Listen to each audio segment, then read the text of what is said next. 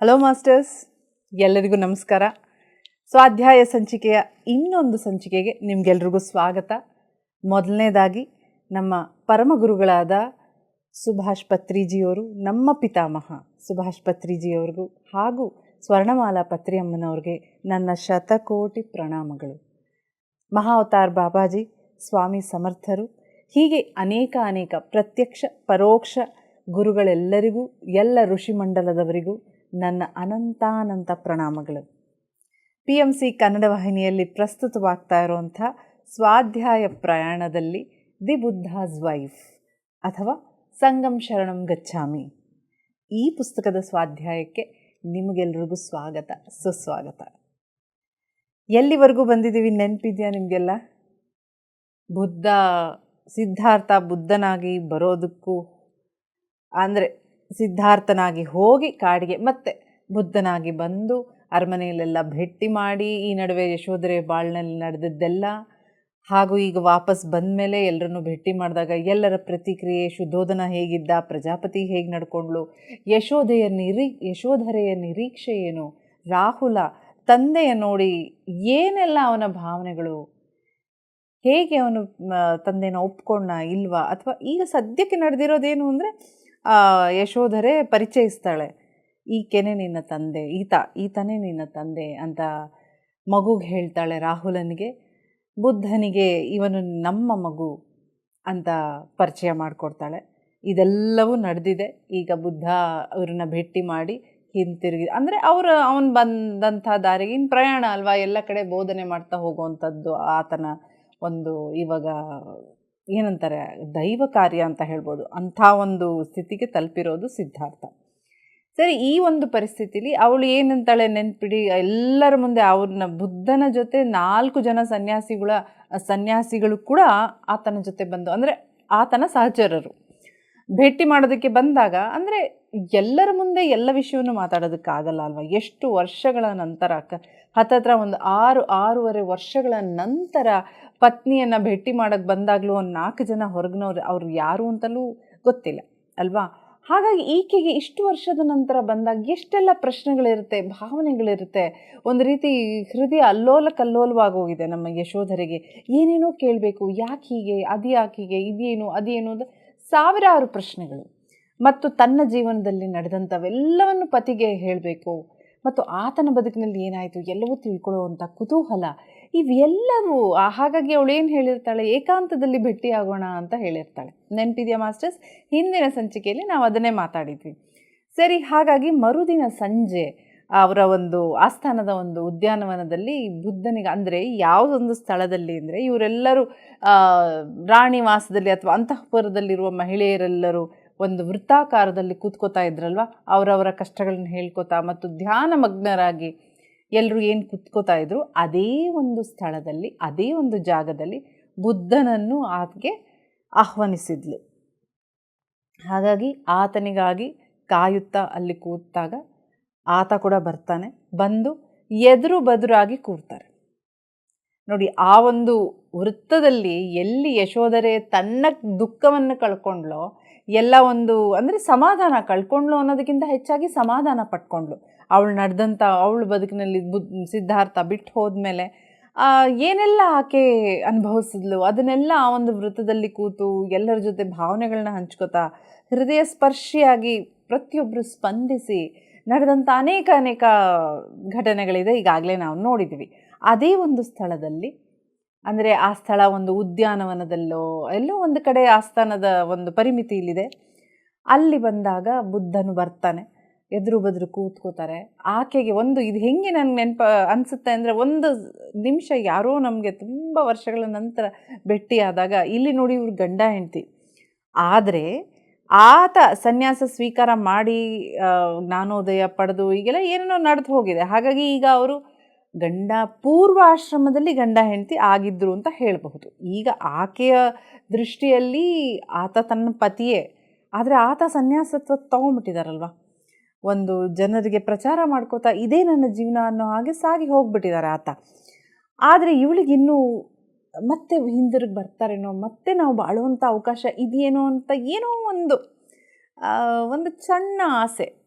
ಆ ಸಣ್ಣ ಆಸೆಗೆ ಆಕೆ ಅದೇ ಒಂದು ಮನೋಭಾವನೆಯಿಂದ ಇವಾಗ ನಾವು ಯಾರ ಹತ್ರದ್ದು ಏನಾದರೂ ಮಾತಾಡ್ತಾ ಇದ್ರೆ ನಮ್ಮ ಮನಸ್ಸಿನಲ್ಲಿ ಏನಿರುತ್ತೆ ಅದ್ರ ಬಗ್ಗೆನೇ ಅವರು ಹಾಗೇ ಸ್ಪಂದಿಸ್ತಾರೇನೋ ಅನ್ನೋ ಒಂದು ಊಹಾಪೋಹಗಳಲ್ಲಿ ನಾವು ಇರೋದು ಸರ್ವೇ ಸಾಮಾನ್ಯ. ನಾವೆಲ್ಲರೂ ಹಾಗೆ ಇರ್ತೀವಿ.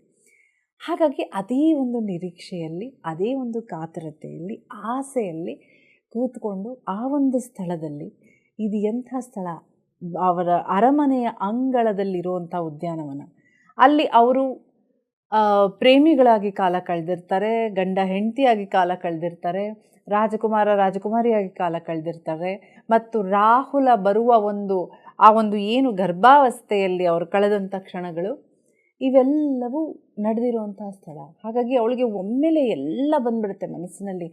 ಎದುರು ಬುದ್ಧನಾಗಿ ತನ್ನ ಸಿದ್ಧಾರ್ಥ ಎದುರಿಗೆ ಬುದ್ಧನಾಗಿ ಕೂತಿರ್ಬೇಕಾದ್ರೆ ಎಷ್ಟೋ ವರ್ಷಗಳ ನಂತರ ಇವೆಲ್ಲವೂ ಒಂದು ರೀತಿ ಫ್ಲ್ಯಾಶ್ ಬ್ಯಾಕ್ ಅಂತಿರೋ, ಬ್ಯಾಕ್ಗ್ರೌಂಡ್ ಸೀನ್ಸ್ ಅಂತಿರೋ, ಏನಂತಿರೋ ಗೊತ್ತಿಲ್ಲ, ಆ ರೀತಿ ಅವಳಿಗೆ ನೆನಪಾಗ್ತಾ ಇದೆ. ಇನ್ನೇನು ಬಾಯಲ್ಲಿ ಸಿದ್ಧಾರ್ಥ ಅನ್ನಕ್ಕೆ ಹೋಗ್ತಾಳೆ, ಇಲ್ಲ ಈಗ ಆತ ಬುದ್ಧನಾಗಿದ್ದಾನೆ, ನನ್ನ ಸಿದ್ಧಾರ್ಥ ಅಲ್ಲ ಅನ್ನೋದು ಅವಳಿಗೆ ಒಂದು ಮನವರಿಕೆ ಆಗುತ್ತೆ. ಸರಿ, ಕೂತಿದ್ದಾರೆ. ಎಷ್ಟೋ ಹೊತ್ತು ಮೌನವಾಗಿ ಕೂತ್ಬಿಟ್ಟಿದ್ದಾನೆ ಬುದ್ಧ. ಮೌನ ಅಂದರೆ ಧ್ಯಾನಮಗ್ನನಾಗಿ ಕೂತ್ಬಿಟ್ಟಿದ್ದಾನೆ. ಈ ಧ್ಯಾನಮಗ್ನನಾಗಿ ಆಕೆ ಆತನನ್ನೇ ನೋಡ್ತಾ ಏನೋ ಒಂದು ನಿರೀಕ್ಷೆಯಲ್ಲಿ ಕೂತಿದ್ದಾಳೆ. ಎಷ್ಟೋ ಸಮಯದ ನಂತರ ಕಣ್ತೆರೆದು ನೋಡ್ತಾನೆ ಆತ. ಆಗ ನೋಡಿ, ಅವಳು ಹೇಗಿದ್ದೀರಾ, ಏನು ಎತ್ತ ಏನು ಕೇಳೋದಿಲ್ಲ. ಎತ್ಕೋತಾ ಇದ್ದಂಗೆ ತನ್ನ ಬದುಕಿನ ಕಥೆಯನ್ನು ಹೇಳ್ಕೊಂಡು ಹೋಗ್ತಾಳೆ. ನೀವು ಬುದ್ಧನಾಗಲು ಎಲ್ಲವನ್ನು ತೊರೆದು ಹೋದಾಗ ಇಲ್ಲಿ ಅಂದರೆ ಅವಳ ಮನಸ್ಸಿನಲ್ಲಿ ಒಂದು ಅಪ್ಡೇಟ್ ಕೊಡಬೇಕು ಅಂತ. ಇಲ್ಲಿ ಇಷ್ಟು ವರ್ಷ ಇಲ್ಲಿ ಏನು ನಡೀತು, ಈಗ ಭೇಟಿಯಾಗಿದ್ದೀವಿ, ನೀವು ಹೆಂಗಿದ್ದೀರಾ, ಏನು ನಡೀತು ಅದೆಲ್ಲ ಅಲ್ಲ. ಇಷ್ಟು ವರ್ಷದ ನಂತರ ಬರ್ತಿದ್ದಾರಲ್ಲ, ಅವ್ರಿಗೆ ನನ್ನ ಬದುಕಿನ ಬಗ್ಗೆ ಪರಿಚಯ ಮಾಡಿಕೊಡ್ಬೇಕು, ಏನೆಲ್ಲ ನಡೆದಿದೆ ತಿಳಿಬೇಕು ತನ್ನ ಪತಿ. ಏಕೆಂದರೆ ಅವಳಿನ್ನೂ ತನ್ನ ಪತಿ ಅನ್ನೋ ದೃಷ್ಟಿಯಲ್ಲೇ ನೋಡ್ತಾ, ಎಲ್ಲೋ ಒಂದು ಚಿಕ್ಕ ಆಸೆ ಹೇಳಿದ್ನಲ್ಲ, ನೋಡ್ತಾ ಇರೋದ್ರಿಂದ ಆ ಒಂದು ನಿರೀಕ್ಷೆಯಲ್ಲೇ ಆಕೆ ಇಷ್ಟು ವರ್ಷಗಳ ಕಾಲ ನನ್ನ ಬದುಕಿನಲ್ಲಿ ಏನೆಲ್ಲ ನಡೀತು ಅನ್ನೋ ಹೇಳುವ ಆತುರ ಕಾತುರ. ಹಾಗಾಗಿ ಹೇಳ್ತಾಳೆ, ನೀವು ಹೋದ ಮೇಲೆ ನಾನು ಬಹಳ ನೊಂದಿದ್ದೆ, ಬಹಳ ಸಂಕಷ್ಟಕ್ಕೀಡಾಗಿದ್ದೆ. ರಾಹುಲ ಆಗ ತಾನೇ ಹುಟ್ಟಿದ ಕೂಸು. ಎಲ್ಲ ಮಹಿಳೆಯರಿಗೆ ಅಂದರೆ ಆಸ್ಥಾನದಲ್ಲಿರುವ ಎಲ್ಲ ಮಹಿಳೆಯರಿಗೆ, ಅಂದರೆ ರಾಜವಂಶದವರಾಗ್ಬೋದು, ಸೇವಕರಾಗ್ಬೋದು, ಯಾರೇ ಆಗಲಿ, ಮತ್ತು ಪ್ರಜಾಪತಿ ಮಾತೆಗೆ, ಶುದ್ಧೋಧನ ಮಹಾರಾಜರಿಗೆ ಎಷ್ಟು ತನ್ನ ನೋವು ಅವರಿಗೆ ಎಷ್ಟು ನೋವು ಕೊಟ್ಟಿದೆ.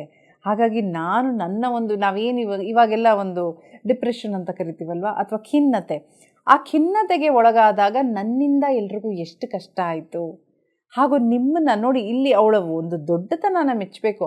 ತಾನಷ್ಟು ಕಷ್ಟಪಟ್ಟಿದ್ದೀನಿ, ತಾನು ಇದು ಮಾಡ್ಕೊಂಡು ನಿಮ್ಮನ್ನು ಬೈಕೊಂಡಿದ್ದೀನಿ ಅಂತ ಹೇಳೋದ್ರಲ್ಲಿ ತಕ್ಷಣ ಹೇಳ್ತಾಳೆ, ನಿಮ್ಮನ್ನು ನಾನು ಆ ರೀತಿ ಭಾವಿಸಿದ್ರಲ್ಲಿ ನನ್ನ ತಪ್ಪಾಯಿತು, ನನ್ನನ್ನು ಕ್ಷಮಿಸಿ. ನಾನು ತಪ್ಪಾಗಿ ಆ ರೀತಿ ನನ್ನ ಕೋಪದಲ್ಲಿ, ನನ್ನ ಸಿಟ್ಟಿನಲ್ಲಿ ನಿಮ್ಮ ಬಗ್ಗೆ ನಾನು ಏನೇನೋ ಮಾತಾಡಿದ್ದೇನೆ, ಅದಕ್ಕೆ ಕ್ಷಮೆ ಕೇಳ್ತಾಳೆ ಅವಳು. ಇದಿಷ್ಟು ಅವಳು ಹೇಳ್ಕೊಳ್ಳೋದು, ಹೇಳ್ತಾ ಹೋಗ್ತಾಳೆ, ಉದ್ದಕ್ಕೂ ಹೇಳ್ತಾ ಹೋಗ್ತಾಳೆ. ಹೆಂಗೆ ನಡೀತು, ರಾಹುಲ ಹುಟ್ಟಿದ ಮೇಲೆ ಅವನ ಒಂದು ಪ್ರಶ್ನೆಗಳು, ಇದು ಈ ಪುಸ್ತಕದಲ್ಲಿ ಈ ಒಂದು ಅಧ್ಯಾಯ ನಾವು ಇವಾಗ ಮಾತಾಡ್ತಾ ಇರೋದು 24ನೇ ಅಧ್ಯಾಯ, ಆತ್ಮ ಸಹಚರರು ಅನ್ನೋ ಅಧ್ಯಾಯದಲ್ಲಿ ಆಕೆ ಇವೆಲ್ಲವೂ ಹೇಳ್ತಾ ಹೋಗ್ತಾಳೆ. ಈ ಒಂದು ಅಧ್ಯಾಯದಲ್ಲಿ ಅವರಿಬ್ಬರ ಒಂದು ಭೇಟಿಯ ಒಂದು ವೃತ್ತಾಂತವೇ ಇರೋದು ಈ ಅಧ್ಯಾಯದಲ್ಲಿ. ಹಾಗಾಗಿ ಎಲ್ಲವೂ ಹೇಳ್ತಾ ಹೋಗ್ತಾಳೆ. ಮಗು ಹುಟ್ಟಿದಾಗಿನಿಂದ ಏನೆಲ್ಲ ನಡೀತು, ಮಗು ಏನೆಲ್ಲ ಕೇಳ್ತು, ಬೆಳೀತಾ ತಾನು ಹೆಂಗೆ ನಡ್ಕೊಂಡೆ, ತಾನು ಎಷ್ಟು ಇದಾಗಿ ನಡ್ಕೊಂಡೆ, ಯಾರೆಲ್ಲ ತನಗೆ ಸಹಾಯ ಮಾಡಿದ್ರು, ಹೀಗೆಲ್ಲ ಹೇಳ್ತಾ ಹೋಗ್ತಾಳೆ. ಏನಾದರೂ ಒಂದು ಇವಾಗ ನಾವೊಬ್ಬರ ಹತ್ರ ಏನಾದರೂ ಮಾತಾಡ್ತಾ ಇದ್ದರೆ ಅವರಿಂದ ಏನೋ ಒಂದು ಪ್ರತಿಕ್ರಿಯೆ ನಿರೀಕ್ಷಿಸ್ತೀವಿ ಅಲ್ವಾ. ಇವಾಗ ಏನೋ ನಮ್ಮ ಎದುರು ಬದ್ರು ಕೂತಾಗ ಏನೋ ಒಂದು ಪ್ರತಿಕ್ರಿಯೆ ಹೇಳ್ತಾರೇನೋ ಅಂತ ಅವಳು ಒಂದೊಂದು ಮಾತು ಹೇಳಬೇಕಾದ್ರೂ ಸಿದ್ಧಾರ್ಥನ ಕಡೆ ನೋಡ್ತಾಳೆ. ಏನೋ ಒಂದು ನಿರೀಕ್ಷೆಯ ದೃಷ್ಟಿಯಿಂದ ನೋಡ್ದ, ಇದಕ್ಕೇನಾದರೂ ಹೇಳ್ಬೋದಾ ಅಂತ. ಆದರೆ ಆತ ಬಹಳಷ್ಟು ನಿಶ್ಚಲನಾಗಿ, ಬಹಳ ಸಮಾಧಾನವಾಗಿ ಎಲ್ಲವನ್ನು ಕೇಳಿಸ್ಕೊತಾ ಕೂತಿರ್ತಾನೆ. ಅಷ್ಟೇ ಅಲ್ಲ, ಅವಳು ಆ ರೀತಿ ನಾನು ನಿಮ್ಮನ್ನು ಈ ರೀತಿ ಬೈದಿದ್ದಕ್ಕೆ ಕ್ಷಮೆ ಕೇಳಿ ಅಂತ ಹೇಳಿದಾಗ ಆತ ಕೂಡ ಹೇಳ್ತಾನೆ, ನಾನು ಹೋಗಿದ್ರಿಂದ ನನ್ನಿಂದ ನಿನಗಾಗಲಿ, ನಿನ್ನಿಂದ ಪ್ರಜಾಪತಿ ಮಾತೆಗೆ ಅಥವಾ ಬೇರೆ ಮಹಿಳೆಯರಿಗೆ ಅಥವಾ ಈ ಆಸ್ಥಾನದಲ್ಲಿರುವ ಯಾರೇ ಆಗಲಿ ಸಂಕಷ್ಟಕ್ಕೊಳಗಿದ್ರಲ್ವ, ಆವಾಗ ನಿನ್ನನ್ನು ನಿಭಾಯಿಸೋದ್ರಲ್ಲಿ ನಿನಗೂ ಕ್ಷಮೆ ಕೇಳ್ತೀನಿ, ನಿನ್ನ ಮೂಲಕ ನಡೆದಂಥ ಅವ್ರಿಗೆಲ್ರಿಗೂ ಕ್ಷಮೆ ಕೇಳ್ತೀನಿ, ನನ್ನಿಂದ ಕ್ಷಮೆ ಯಾಚಿಸ್ತಾನೆ. ಇಲ್ಲಿ ನನಗೇನು ಅನಿಸ್ತು ಅಂದರೆ, ಒಂದು ಯಶೋಧರೆಯ ಅವಳು ಹೇಳೋದು ಒಂದು ವಿಷಯ ಆದರೆ, ಇಲ್ಲಿ ಆಕೆಯದ್ದು ದೊಡ್ಡತನ ಇದೆ. ಏಕೆಂದರೆ ಆಕೆ ಎಷ್ಟು ನೊಂದ್ಕೊಂಡಿದ್ದಾಳೆ, ಎಷ್ಟು ಕಷ್ಟಪಟ್ಟಳು ಅಂತ ನಾವೆಲ್ಲ ನೋಡಿದ್ದೀವಿ ಮಾಸ್ಟರ್ಸ್. ಎಷ್ಟು ಒಂದು ರಾಜವಂಶದ ಹೆಣ್ಣು ಏಕಾಏಕಿ ತನ್ನ ಕನಸಿನ ಕೂಸು ಹುಟ್ಟಿದಾಗ ಅಂದೇ ರಾತ್ರಿ ಗಂಡ ಬಿಟ್ಟು ಹೋದ ಅಂದರೆ ಆ ಹೆಣ್ಣು ಮಗಳ ಮಾನಸಿಕ ಪರಿಸ್ಥಿತಿ, ಅಂಥ ಪರಿಸ್ಥಿತಿಯಲ್ಲಿ ಆಕೆ ಪಟ್ಟಂಥ ವೇದನೆ, ನೋವು ಎಲ್ಲವನ್ನೂ ಅವಳು, ಏಕೆಂದರೆ ತಪ್ಪೆ ಜನಸಾಮಾನ್ಯ ದೃಷ್ಟಿಯಿಂದ ನೋಡಿದಾಗ ಆತ ಇವತ್ತು ಬುದ್ಧ ಆಗಿ ಬಂದಿರ್ಬೋದು, ಮಹತ್ ಕಾರ್ಯ ಮಾಡ್ತಿರ್ಬೋದು, ಅಥವಾ ಲೋಕ ಕಲ್ಯಾಣ ಕಾರ್ಯ ಮಾಡ್ತಿರ್ಬೋದು, ಇಲ್ಲ ಅಂತಲ್ಲ.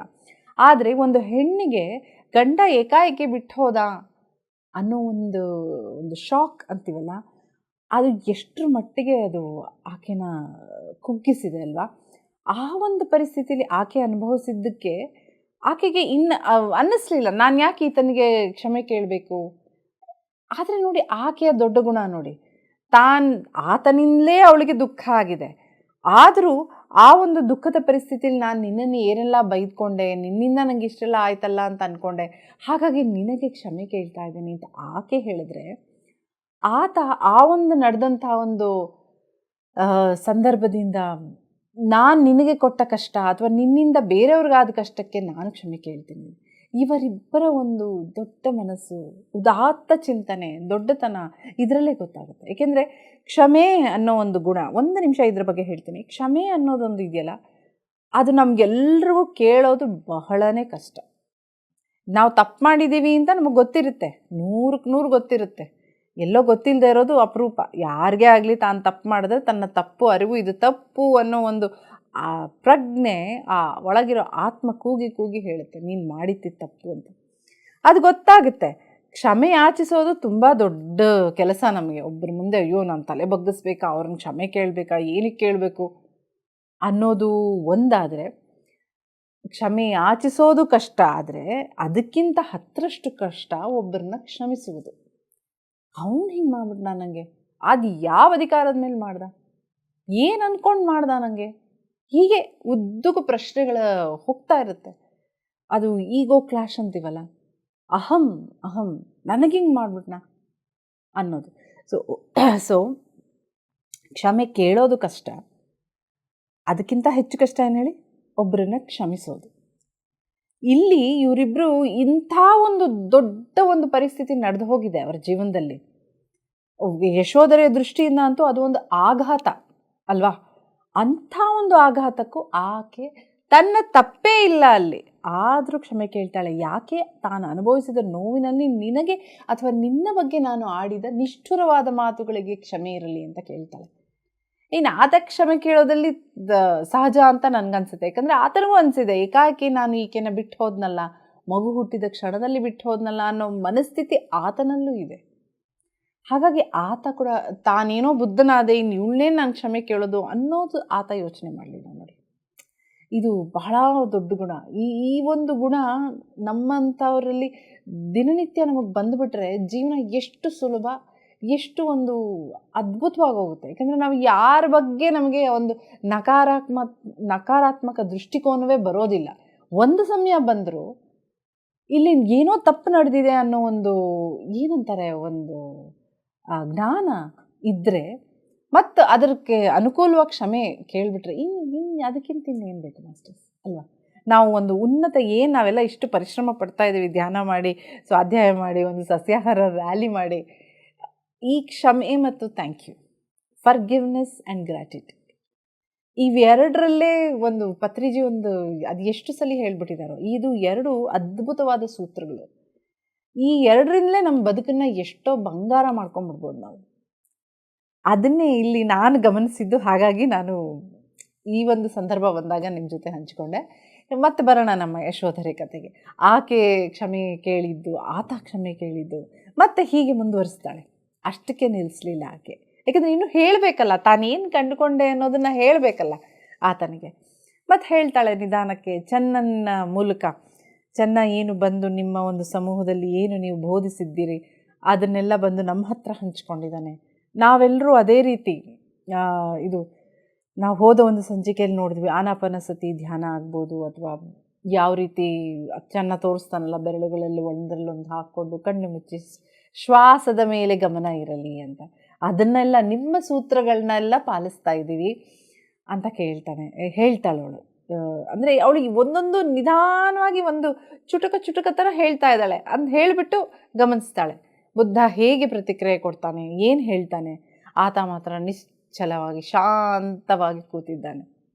ಈಕೆ ಹೇಳುವುದೆಲ್ಲ ಹೇಳಿ ಅಂತ ಶಾಂತವಾಗಿ ಕೂತಿದ್ದಾಳೆ.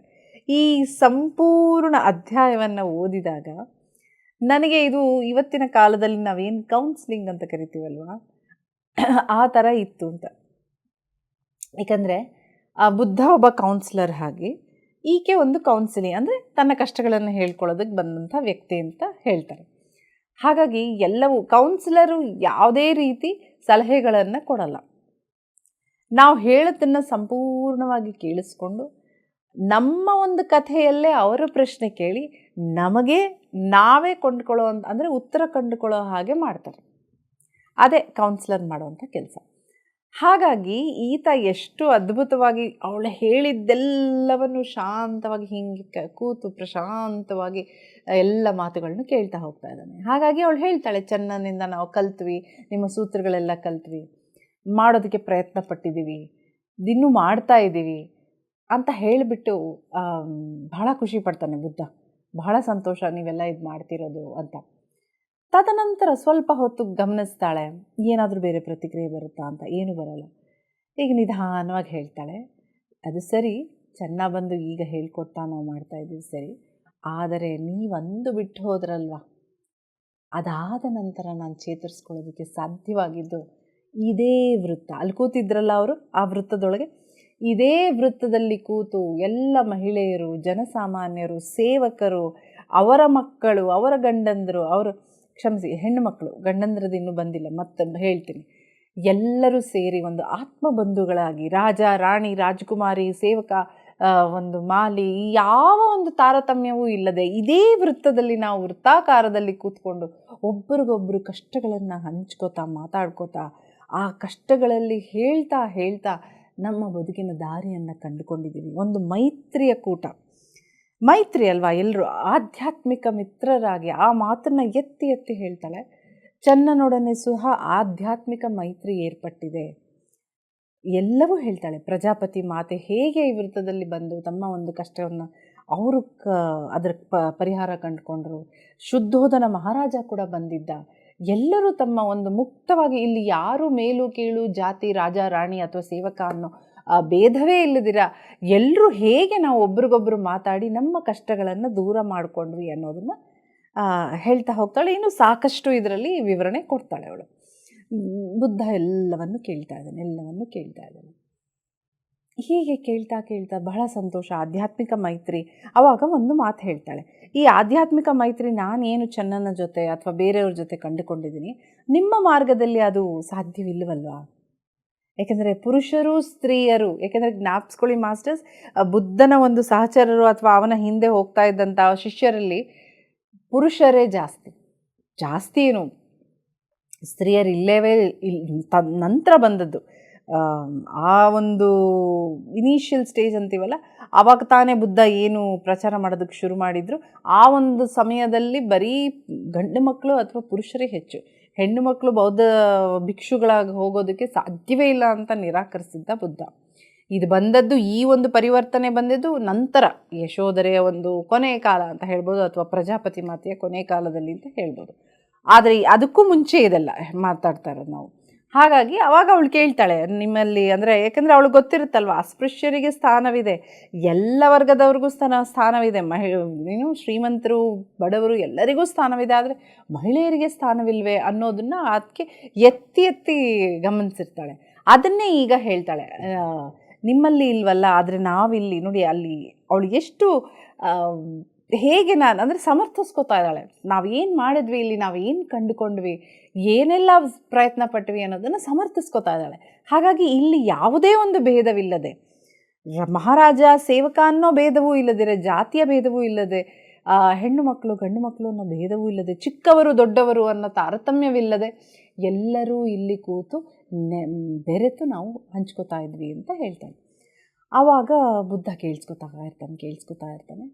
ನಂತರ ಹೇಳೋದೆಲ್ಲ ಹೇಳಿ, ಇವೆಲ್ಲವೂ ನಿಮಗೆ ನಿಮ್ಮ ಒಂದು ಇದರಲ್ಲಿ ಈ ರೀತಿ ಸಾಧ್ಯ ಇಲ್ಲ ಅಲ್ವಾ ಅಂತ ಹೇಳ್ತಾಳೆ. ಆವಾಗ ಬುದ್ಧ ಒಂದು ಮಾತು ಹೇಳ್ತಾನೆ, ನೀನು ಮಾಡ್ತಿರುವ ಕೆಲಸ ಬಹಳ ಉನ್ನತವಾದದ್ದು. ನಾವು ಏನು ಇಷ್ಟು ಜ್ಞಾನೋದಯ ಪಡೆದು ಇದೆಲ್ಲ ಬಂದು ಇಲ್ಲಿ ಊರು ತಿರುಗಿ ಹೇಳೋದಕ್ಕೆ ಪ್ರಯತ್ನ ಪಡ್ತಾ ಇದ್ದೀವಲ್ಲ, ಅದನ್ನು ನೀನು ಇದ್ದಲ್ಲೇ ಇದ್ದು 4 ಗೋಡೆಯ ಮಧ್ಯವೇ ಇದ್ದು ಅನೇಕ ಜನರನ್ನು ಒಟ್ಟುಗೂಡಿಸಿ ಒಂದು ಆಧ್ಯಾತ್ಮ ಮಾರ್ಗದಲ್ಲಿ, ಅಂದರೆ ಸಂಸಾರದಲ್ಲಿ ನಿರ್ವಾಣ ಅಂತ ನಾವೇನು ಪತ್ರಿಜಿಯವರು ಹೇಳ್ತಾರಲ್ಲ, ಅದೇ ರೀತಿ ಬುದ್ಧ ಹೇಳ್ತಾನೆ, ಎಲ್ಲರೂ ಇದೇ ಒಂದು 4 ಗೋಡೆಗಳ ಮಧ್ಯೆ ಇದ್ದು ಎಲ್ಲ ದೈನಂದಿನ ಚಟುವಟಿಕೆ ಕರ್ತವ್ಯಗಳನ್ನು ಮಾಡಿಕೊಂಡು ನೀನು ಏನಿವತ್ತು ಸಾಧಿಸಿದ್ಯಾ, ಯಶೋಧರೆ ಶಾಶ್ವತವಾಗಿ ಇದೇ ಉಳಿಯೋದು, ನಿನ್ನ ಮಾರ್ಗವೇ ಎಲ್ಲರೂ ಪಾಲಿಸೋದಕ್ಕೆ ಶುರು ಮಾಡೋದು ಅಂತ ಬುದ್ಧ ನೋಡಿ ಅಂದೇ ಹೇಳ್ಬಿಟ್ಟಿದಾರಂತೆ. ಈಗ ಅದೇ ಈ ನಮ್ಮ PSSM ಉದ್ದೇಶವಾಗ್ಬೋದು, ನಮ್ಮ ಪತ್ರಿಜಿಯವರು ತೋರಿಸಿರೋ ಮಾರ್ಗವಾಗ್ಬೋದು, ಯಶೋಧರೆಯ ಮಾರ್ಗವೇ ಇದು. ನಾವೆಲ್ಲ ನಡೀತಾ ಇರೋದೇ ಯಶೋಧರೆಯ ಮಾರ್ಗದಲ್ಲಿ. ಆಕೆಯಲ್ಲಿ ಮತ್ತೆ ನೋಡಿ ಬರ್ತಾಳೆ ಮತ್ತೆ, ಯಾಕೆಂದರೆ ಬುದ್ಧ ಈ ರೀತಿ ಹೇಳಿದ್ನಲ್ಲ, ಮತ್ತೆ ಬರ್ತಾಳೆ. ಆಧ್ಯಾತ್ಮಿಕ ಮೈತ್ರಿ ಅನ್ನೋ ಮಾತು ಹೇಳ್ತಾ ಬರ್ತಾಳೆ. ನೋಡಿ, ನಾವು ಇಲ್ಲಿ ಇದ್ಕೊಂಡು ಮಾಡಿದ್ದೀವಿ, ನಿಮ್ಮ ದಾರಿ ಹಿಡಿಬೇಕು ಅಂದರೆ ಎಲ್ಲರೂ, ಅಂದರೆ ಅವಾಗ ಕೇಳ್ತಾಳೆ ಪ್ರಶ್ನೆನ, ಎಲ್ಲರೂ ಎಲ್ಲವನ್ನೂ ಬಿಟ್ಟು ಹೋಗೋದಕ್ಕೆ ಸಾಧ್ಯವಿದೆಯಾ? ಸಾಧ್ಯವಿಲ್ಲ. ಸಂಸಾರ ಮಕ್ಕಳು ಎಲ್ಲರೂ ಬಿಟ್ಟು ಹೋಗೋದು ಏನೋ, ಬುದ್ಧ ಒಬ್ಬ ಹೋದ ಆ ಥರ ಒಂದು 10 ಜನ ಹೋಗ್ಬೋದು ಅಂದರೆ, ಇದ್ದವರೆಲ್ಲ ಎಲ್ಲರನ್ನು ತ್ಯಜಿಸಿ ಎಲ್ಲವನ್ನೂ ತ್ಯಜಿಸಿ ಆ ಮಾರ್ಗವನ್ನು ಹಿಡಿಯೋದಕ್ಕೆ ಸಾಧ್ಯವೇ? ನಾವು ಮಾಡೋದಕ್ಕಾಗತ್ತಾ? ಇದು ಹೆಂಗಾಗುತ್ತೆ? ಸಾಧ್ಯ ಆಗೋದಿಲ್ವ ಅಲ್ವಾ? ಇಲ್ಲಿ ಅವಳು ಹೇಳ್ತಾನೂ ಇದ್ದಾಳೆ, ಕೇಳ್ತಾನೂ ಇದ್ದಾಳೆ, ತನ್ನನ್ನು ತಾನು ಸಮರ್ಥಿಸ್ಕೊಳ್ತಾನೂ ಇದ್ದಾಳೆ. ಹಾಗೆ ನೀನು ಈ ರೀತಿ ನಮಗೆ ಮಾರ್ಗ ಕೊಡ್ತೀಯಾ, ನೀನು ನಮ್ಮನ್ನು ಸೇರಿಸ್ಕೋ, ಎಲ್ಲ ಒಂದು ಇಂಡೈರೆಕ್ಟಾಗೂ ಹೇಳ್ತಾ ಇದ್ದಾಳೆ, ನೇರವಾಗೂ ಹೇಳ್ತಾ ಇದ್ದಾಳೆ, ಎಲ್ಲವೂ ಹೇಳ್ತಾ ಇದ್ದಾಳೆ. ಆಗ ಬುದ್ಧ ಹೇಳ್ತಾರೆ, ಇಲ್ಲ, ನೀನು ಸಾಧನೆ ಮಾಡಿರುವ ಸಾಧನೆ ಪರಮೋಚ್ಚ ಸಾಧನೆ, ಇದೇ ದಾರಿಯಲ್ಲೇ ಮುಂದುವರಿಸು, ಹೀಗೆ ಮಾಡು ನೀನು ಅಂತ ಹೇಳ್ತಾ ಹೋಗ್ತಾನೆ. ಆಗ ಅಲ್ಲಿ ಒಂದು ಮಾತು ಬರುತ್ತೆ ನೋಡಿ, ಈ ಮಾರ್ಗ, ಆಕೆ ಹೇಳ್ತಾಳೆ, ಈ ಮಾರ್ಗ ಅಂತರ್ಲೀನವಾದ ಈ ಮಾರ್ಗ ಬಹುಶಃ ಈ ಮಹಾಪ್ರಪಂಚಕ್ಕೆ ಕಾಣಿಸದೇ ಇರಬಹುದು.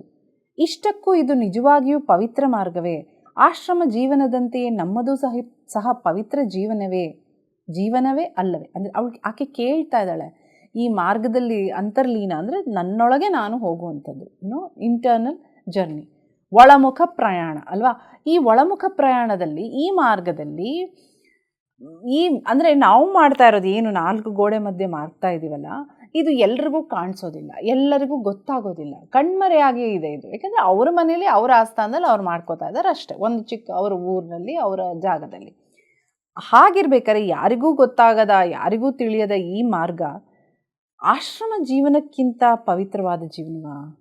ಅಥವಾ ಆ ರೀತಿ ಮಾಡ್ಕೋಬೋದಾ? ಅಥವಾ ಹೇಗೆ? ನೋಡಿ, ಇಲ್ಲಿ ಹೇಳ್ತಾನೂ ಇದ್ದಾಳೆ, ಪವಿತ್ರ ಜೀವನವೇ ಅಲ್ಲವೇ ಅನ್ನೋದು 2 ರೀತಿ ಅರ್ಥ ಕೊಡ್ತೀವಿ.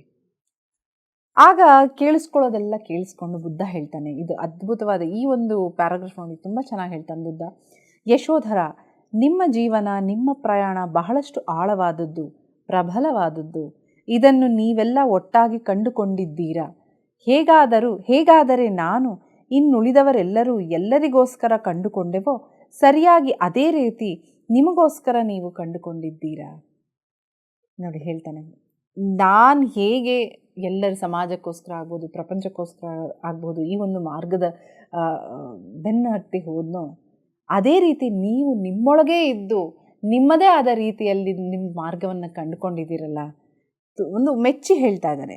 ನಾನು ನನ್ನ ಬೋಧನೆಗಳನ್ನು ನಿಮ್ಮೊಂದಿಗೆ ಹಂಚಿಕೊಳ್ಳುತ್ತೇನೆ. ಇವು ನಾನು ಬೋಧಿಸುವ 3 ರತ್ನಗಳು. ಈ ಆಧ್ಯಾತ್ಮಿಕ ಮಾರ್ಗಕ್ಕೆ ಶರಣಾಗತಿ ಹೊಂದಲು ಇವು ಪ್ರಮುಖ ಸೂತ್ರಗಳಾಗಿವೆ. ಅವು ಯಾವುವೆಂದರೆ ಬುದ್ಧಂ ಶರಣಂ ಗಚ್ಚಾಮಿ, ಧರ್ಮಂ ಶರಣಂ ಗಚ್ಚಾಮಿ, ಸಂಘಂ ಶರಣಂ ಗಚ್ಚಾಮಿ. ಮತ್ತು ನೀವು ಸಂಘದಿಂದ ಪ್ರಾರಂಭಿಸಿದ್ದೀರಿ. ನಿಮ್ಮ ಸಮೂಹದಲ್ಲಿರುವ ಎಲ್ಲರ ನಡುವೆ ಹೆಚ್ಚಿದ ಬುದ್ಧಿವಂತಿಕೆ ಸಹಾನುಭೂತಿಯೊಂದಿಗೆ ಪ್ರಾರಂಭಿಸಿದ್ದೀರಿ. ಇದು ಅನೇಕ ಬಾಗಿಲುಗಳನ್ನು ಹೊಂದಿರುವ ಮಾರ್ಗವಾಗಿದೆ. ಮತ್ತು ಇನ್ನೊಂದು ಪ್ರಮುಖ ವಿಷಯವೇನೆಂದರೆ ಆಧ್ಯಾತ್ಮಿಕ ಮೈತ್ರಿ ಎಂಬುದು ಪವಿತ್ರ ಜೀವನಕ್ಕೆ ಪರಿಪೂರ್ಣತೆಯನ್ನು ಒದಗಿಸುತ್ತದೆ. ನೋಡಿ, ಆತ ಹೇಳ್ತಾನೆ, ನೀನು ಯಾವ ಒಂದು ಬೋಧಿ ವೃಕ್ಷದ ಕೆಳಗೆ ಹೋಗದೇನೆ ನಿನಗೆ ಗೊತ್ತಿರೋ ಹಂಗೇನೆ ಸಂಘ ಎಲ್ಲರನ್ನೂ ಸೇರಿಸ್ಕೊಂಡು ನೀನೇನು ಇದು ಒಂದು ಕ್ರಾಂತಿಯಾಗಿ ಮಾಡ್ತಾ ಇದೆಯಲ್ಲ, ಇದೇ ನಾನು ಹೇಳ್ಕೊಡುವ ಒಂದು ಬೋಧನೆ. ಏನು ಅವನು ಮಾಡೋದು? ಬುದ್ಧಂ ಶರಣಂ ಗಚ್ಚಾಮಿ, ಧರ್ಮಂ ಶರಣಂ ಗಚ್ಚಾಮಿ, ಸಂಘಂ ಶರಣಂ ಗಚ್ಚಾಮಿ. ಈ 3ನೇ ಸೂತ್ರ ಏನಿದೆ ಅದನ್ನು ನೀನೀಗಾಗಲೇ ಮಾಡ್ತಾ ಇದೆಯಾ? ಇದರಿಂದ ಆಗುವಂಥ ಪ್ರಬಲವಾದ ಎಫೆಕ್ಟ್ ಅಥವಾ ಫಲಿತಾಂಶ ಏನು? ಆಧ್ಯಾತ್ಮಿಕ ಮೈತ್ರಿ, ಸ್ಪಿರಿಚುವಲ್ ಫ್ರೆಂಡ್ಶಿಪ್, ಆಧ್ಯಾತ್ಮಿಕ ಸ್ನೇಹ. ಇದು ಬಹಳ ಮುಖ್ಯ. ಏಕೆಂದರೆ ಈ ಒಂದು ಆಧ್ಯಾತ್ಮಿಕ ಮೈತ್ರಿ ಬಂದುಬಿಟ್ರೆ ನಮಗೆ ಮೇಲು ಕೀಳು, ನಾನು ಹೆಚ್ಚು ನೀನು ಹೆಚ್ಚು, ಇದು ಜಾಸ್ತಿ ಇದು ಕಡಿಮೆ, ಎಲ್ಲ ಭಾವನೆಗಳು ಹೊರಟು ಹೋಗುತ್ತೆ. ಎಲ್ಲರೂ ಫ್ರೆಂಡ್ಸ್, ಸ್ಪಿರಿಚುವಲ್ ಸಹಚರರು, ಆಧ್ಯಾತ್ಮಿಕ ಸಹಚರರೆಲ್ಲರೂ ಅಂದಾಗ ಎಲ್ಲರೂ ಒಂದೇ ಆಗ್ಬಿಡ್ತಾರೆ. ಆವಾಗ ಯಾವ ಒಂದು ಸಮಸ್ಯೆನೇ ಇರೋದಿಲ್ಲ. ಅಂಥ ಒಂದು ಪವಿತ್ರವಾದ ಮಾರ್ಗವನ್ನು ನೀನೀಗಾಗಲೇ ಕಂಡುಕೊಂಡಿದ್ಯಾ ಅಂತ ಬುದ್ಧ ಹೇಳ್ತಾನೆ. ಹಾಗೂ ಅವರು ತಮ್ಮ ಆಧ್ಯಾತ್ಮಿಕ ಮೈತ್ರಿಯನ್ನು ನೆನಪು ಮಾಡಿ ಅದರ ಪರಮಾರ್ಥವನ್ನು ಆಳವಾಗಿ ಉಲ್ಲೇಖಿಸಿದ್ದಾರೆ ಎಂದು ಆಕೆ ಅರಿತುಕೊಂಡಳು. ನಿಜವಾದ ಆತ್ಮ ಸಹಚರರು.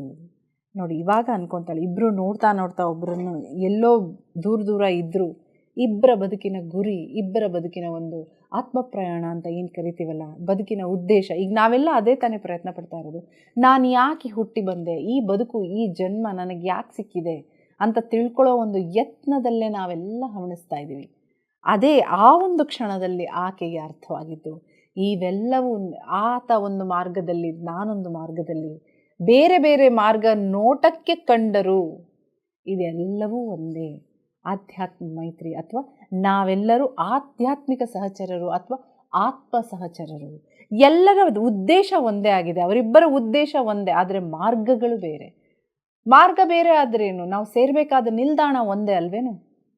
ಹಾಗಾಗಿ ನಾವೆಲ್ಲ ಒಂದೇ ರೀತಿ ಆತ್ಮದಿಂದ ಬೆಸೆದಿದ್ದೇವೆ. ಮಾರ್ಗ ಬೇರೆ ಆದರೂ ಆತ್ಮದಿಂದ ಬೆಸೆದಿದ್ದೇವೆ. ಹಾಗಾಗಿ ನಾವು ಆತ್ಮ ಸಹಚರರು ಅನ್ನೋದನ್ನು ಆಕೆ ಕಂಡುಕೊಂಡ್ಳು. ಮತ್ತು ಈ ಥರನೇ ಅನೇಕ ವಿಷಯಗಳನ್ನ ಮಾತಾಡ್ತಾರೆ ಮತ್ತು ಮೌನವಾಗಿ ಧ್ಯಾನಕ್ಕೆ ಹೋಗ್ತಾರೆ.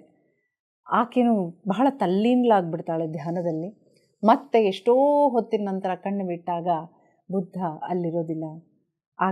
ಆಕೆಗೆ ಅರ್ಥ ಆಗುತ್ತೆ, ಬಹುಶಃ ಒಂಟಿಯಾಗಿ ಆತನನ್ನು ಭೇಟಿ ಮಾಡುವಂಥದ್ದು ನನ್ನ ಜೀವನದಲ್ಲಿ, ಈ ಬದುಕಿನಲ್ಲಿ ಬಹುಶಃ ಇದೇ ಕೊನೆ ಅಂತ ಅನಿಸುತ್ತೆ ಅಂತ ಅಂದ್ಕೊಂಡು ಮತ್ತೆ ನೋಡಿ, ಇದೆಲ್ಲ ಎಲ್ಲಿ, ಯಾವ ಸಂದರ್ಭದಲ್ಲಿ ಆಕೆ ಹೇಳ್ತಾ ಇರೋದಲ್ವೇ? ಯಾರಿಗೆ ಹೇಳ್ತಾ ಇದ್ದಾಳೆ ನೆನಪಿಸ್ಕೊಳ್ಳಿ ಮಾಸ್ಟರ್ಸ್. ಅವರು ಕೊನೆ ಕಾಲ, ಪ್ರಜಾಪತಿ ಇನ್ನೇನು ಅಸುನೀಗುವಂಥ ಕಾಲ ಬಂದ್ಬಿಟ್ಟಿದೆ. ಅಂಥ ಒಂದು ಸಮಯದಲ್ಲಿ ಎಲ್ಲರಿಗೂ ಹಂಚ್ಕೊಳ್ತಾ ಇರೋವಂಥ ಒಂದು ವಿಷಯ ಯಶೋಧರೆ ಅಲ್ವಾ? ಹಾಗಾಗಿ ಈ ಆತ್ಮ ಸಹಚರು. ಮತ್ತೆ ಆಕೆ ಎಚ್ಚರಗೊಳ್ಳೋಷ್ಟೊತ್ತಿಗೆ ನಮ್ಮ ರಾಹುಲ ಅಮ್ಮ ಅಂತ ಓಡಿ ಬರ್ತಾನೆ. ಆತ್ಮ ಸಹಚರರು ಅನ್ನೋ ಅಧ್ಯಾಯ ಇವತ್ತು ಇಲ್ಲಿಗೆ ಮುಗಿಯುತ್ತೆ ಮಾಸ್ಟರ್ಸ್. ಇದು ಬಹಳ ಗಹನವಾದ ಈ ಪುಸ್ತಕ ಸಂಗಂ ಶರಣಂ ಗಚ್ಚಾಮಿ ಅಥವಾ ಯಶೋಧರೆಯ ಕತೆ. ಒಂದೊಂದು ಅಧ್ಯಾಯವು ಬಹಳ ಗಹನವಾಗಿದೆ. ಪದೇ ಪದೇ ಓದಿ ಅರ್ಥ ಮಾಡ್ಕೋಬೇಕು ಇದನ್ನು. ಯಾಕಂದರೆ ಆ ಸಾಲುಗಳು, ಆ ವಾಕ್ಯಗಳು ನೋಟಕ್ಕೆ ಒಂದಾದರೆ, ಒಂದು ಅರ್ಥ ಕೊಟ್ಟರೆ ಅದು ಒಳ ಅರ್ಥವೇ ಎಷ್ಟೋ ಇರುತ್ತೆ. ಪದರೆಗಳಾಗಿ ತೆಕ್ಕೋತಾ ಹೋಗ್ತವೆ. ಹಾಗಾಗಿ ನನಗೆ ತಿಳಿದಷ್ಟು ಹೇಳಿದ್ದೀನಿ. ನಿಮ್ಗೇನು ಅನಿಸ್ತು ತಿಳಿಸಿ ನಿಮ್ಮ ಕಾಮೆಂಟ್ಸ್ ಮೂಲಕ. ಹಾಗಾಗಿ ಇವತ್ತಿನ ಸಂಚಿಕೆಗೆ ನಾನು ಇಲ್ಲಿ ವಿರಾಮ ಹಾಕ್ತಾ ಇದ್ದೀನಿ. ನಮ್ಮ PMC ಕನ್ನಡ ವಾಹಿನಿಯವರಿಗೆ ನನ್ನ ಹೃದಯ ತುಂಬಿ ಧನ್ಯವಾದಗಳನ್ನ ತಿಳಿಸ್ತಾ ಇದ್ದೀನಿ. ನನಗೆ ಈ ಒಂದು ಅವಕಾಶ ನಿಮ್ಮ ಜೊತೆ ಮಾತಾಡೋದಕ್ಕೆ, ಹಂಚ್ಕೊಳ್ಳೋದಕ್ಕೆ ಅವರು ಅವಕಾಶ ಕೊಟ್ಟಿದ್ದಾರೆ. ಅವ್ರಿಗೂ ಧನ್ಯವಾದಗಳು. ಹಾಗೂ ನನ್ನ ಮಾತನ್ನು ಕೇಳಿ ಪ್ರೋತ್ಸಾಹ ಕೊಡ್ತಾ ಇರೋವಂಥ ನೀವೆಲ್ರಿಗೂ, ನಿಮಗೂ, ಪ್ರೇಕ್ಷಕರಿಗೂ, ಆತ್ಮಬಂಧುಗಳಿಗೂ, ಧ್ಯಾನ ಬಂಧುಗಳಿಗೂ ಧನ್ಯವಾದಗಳು. ಎಲ್ಲರಿಗೂ ನಮಸ್ಕಾರ.